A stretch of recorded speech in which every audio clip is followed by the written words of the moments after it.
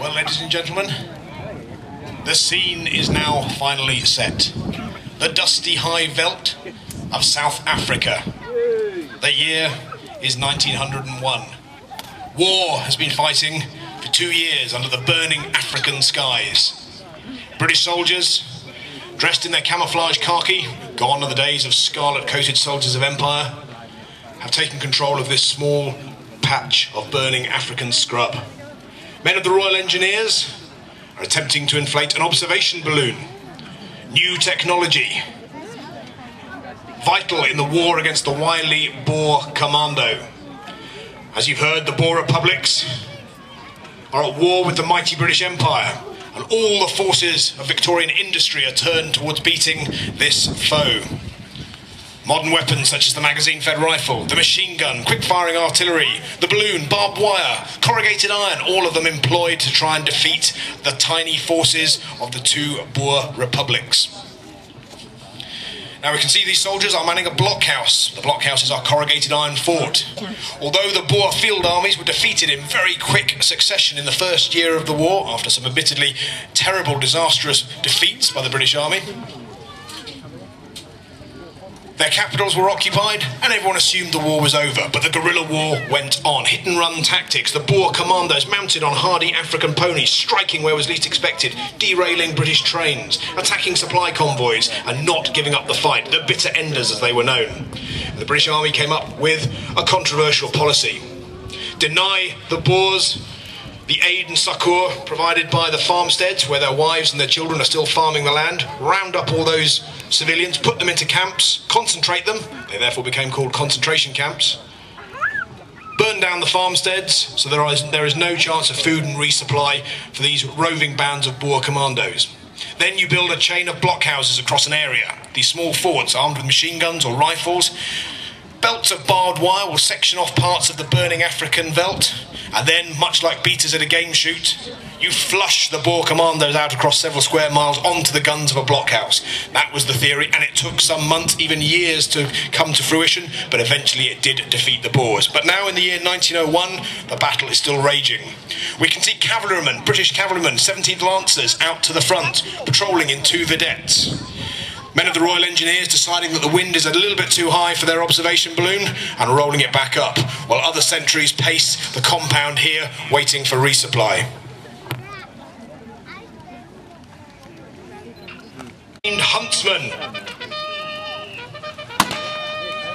The bugle rallies the soldiers of the blockhouse. The Boers keep moving. At the moment, the British cavalry are in confusion, milling around, uncertain of what to do. It looks as though their officer has dismounted some of his soldiers, a wise move.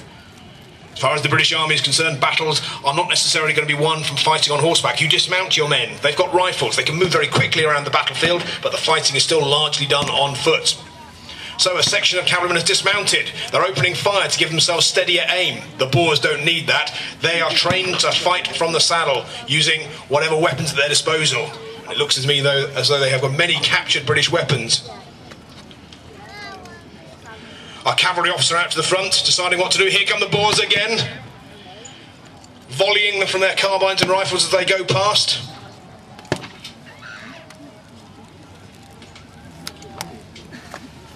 However, the British cavalrymen are still milling around in confusion. It's inconclusive.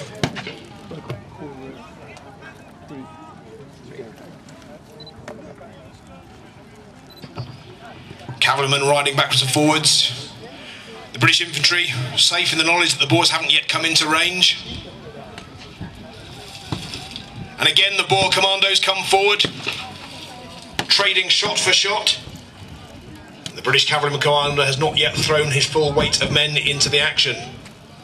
He might have to send forward another section to dismount, to help push back these wily Boer commandos.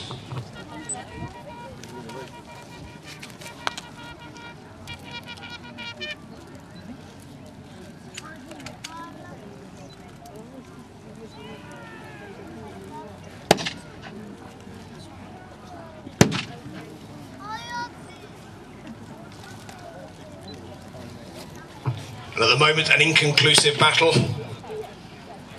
Neither side giving ground. The British infantry are confident. with the flag of the Union flying over the blockhouse, the might of empire and industry behind them, what can a few farmers on horseback do? But it looks as though Boers on foot, leaving their horses under the care of horse holders, are now coming forward. How many men can I see there? 10? Possibly 20 even. Possibly enough to tip the scales in favour of the Boers. More and more shots opening fire. And what's this? It looks as though Boers have enfiladed the British cavalry, coming through the hedge, filtering through the hedge at the edge of this burning section of plain, forcing the cavalry to give ground. But they're safe now in the compound as they come through the gate. The wooden stockade gates being opened. There's a belt of barbed wire stretched across the front of the blockhouse defences.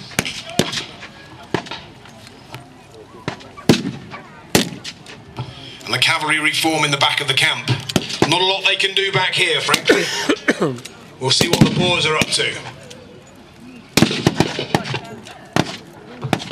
Well, our cavalry commander won't want to leave his cavalry out here in the back of the camp. There's nothing they can do there.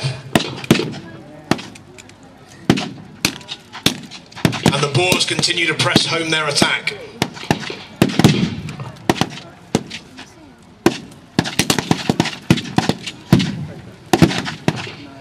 I think if our cavalry commander has any hope whatsoever to retrieve this situation, he might need to try and outflank the enemy. A war of movement is what's required. Movement!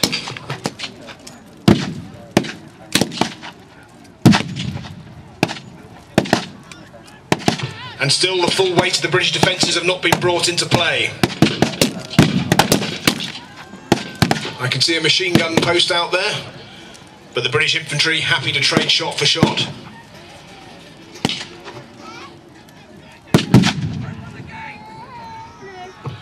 What's this? Is our cavalry commander about to do something brave, dashing, possibly foolhardy? We shall see. Who knows what is in the mind of that young man?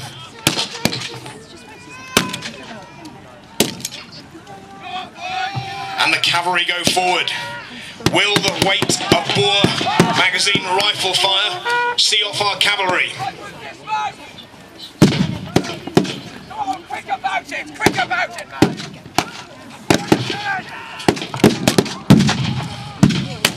And the Boers are pressing forward their attack. What's this? Is that dynamite I can hear banging in the distance?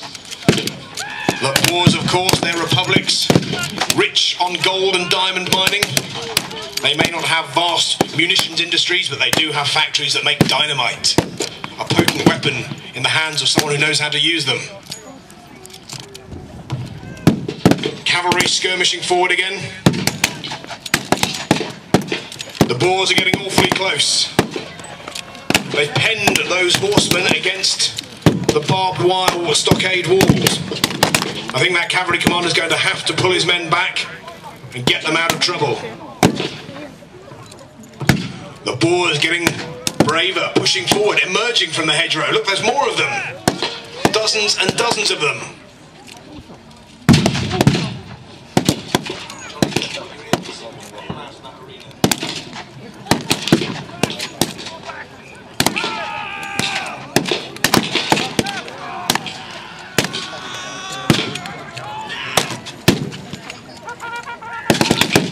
Bugle for the cavalry calls the recoil. Our cavalrymen come running back into the arena. The Boers press home their attack. What's with the cowboy?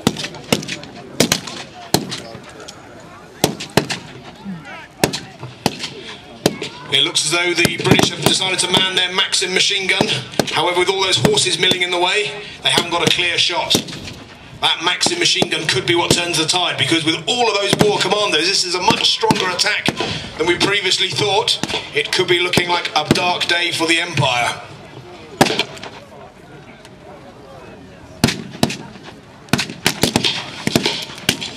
The British cavalry now moving back behind the blockhouse.